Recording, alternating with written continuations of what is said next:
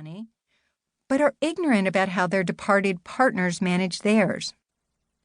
Women who have never worked outside the home and are now on their own. Single women who have been involved in a long-term live-in relationship that has abruptly ended. Women who are married but suddenly can't rely financially on a partner because he or she has lost a job or has become disabled. Finding yourself on your own after losing a partner is frightening, but you can get through it. You will get to the other side, trust me. The psychological and emotional issues are gut-wrenching, but not life-threatening. The financial impact, though, can be devastating if you don't step out of the shadows and ramp up your money mojo. Recovering from a loss takes time. Making the effort to learn about money, however, will give you the knowledge and self-reliance to handle your own finances and make the kinds of decisions that will create a secure future. You will survive and thrive. There's no ideal starting place, but once you begin to put the puzzle together, you will find it gets easier and the pieces begin to naturally fall into place. The key is to be willing to ask questions, to study, and to forge ahead. You may make some mistakes along the way, but go easy on yourself. Give yourself permission to do so. You can't live your life by trying to avoid mistakes.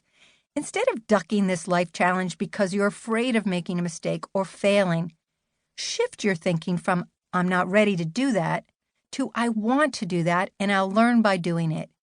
It will make a difference in my life. In the end, you'll discover that financial security is personal freedom. When you're financially fit, you're nimble. You aren't reliant on someone else.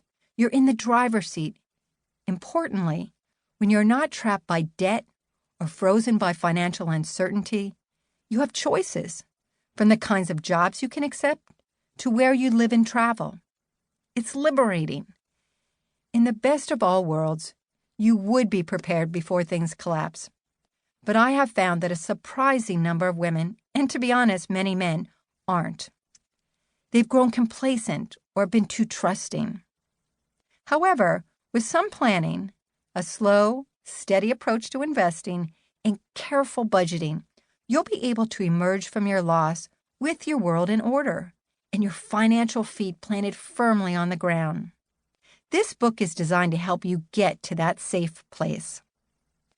Your goal is to develop a money plan for the short haul, a working budget for right now, as well as develop an investment strategy for your future needs. Most women will be on their own one day. In fact, the National Center for Women and Retirement Research estimates that all told, 90% of women will be solely responsible for their finances at some point in their lives. According to the National Center for Health Statistics, women live an average of 5 years longer than men. Women with partners who are 2.5 years older should expect to be the sole breadwinner of their households for more than a decade, according to a report by TIAA, the leading financial services provider for the not-for-profit market. The expenses of living alone are dramatically higher than when two people can share household expenses, according to Diane Garnick, Managing Director and Chief Income Strategist at TIAA.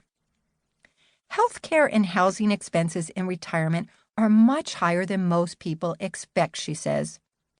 They not only represent a large portion of household expenses at retirement, but they continue to dominate budgets as we age.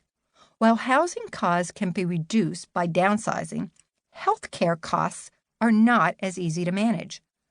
Unlike housing, healthcare expenses increase with age. This is a major cause of concern, as some of the most expensive illnesses tend to occur later in life. There's more, says TIAA's Garnick. According to the Department of Health and Human Services, from the age of 65 forward, men will spend $18,251 on health care, whereas women will spend $19,558.